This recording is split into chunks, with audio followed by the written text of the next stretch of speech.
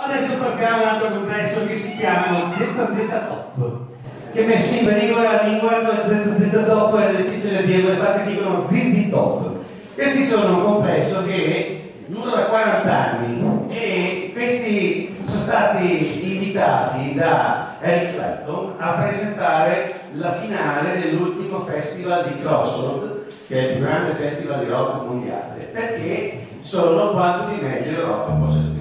Sono un trio come noi altri e sono caratterizzati da cose un po' particolari, cioè si pigliano in modo strano, hanno dei cappelli un po' particolari, un po' strani, non si sa che età abbiano, ma penso più o meno la mia, insomma, e hanno degli occhiali scuri che dopo non so se vedo il pallone.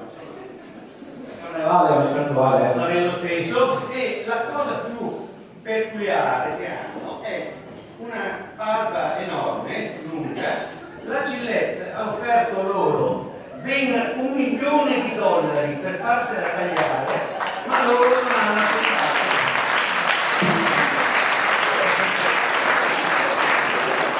Si appara e trai. Allora, questi ZZ Top hanno anche un'altra particolarità, che il batterista si chiama Frank Bear, che vuol dire Franco con la barba, ed è l'unico che non la gaffa. Allora, come siamo?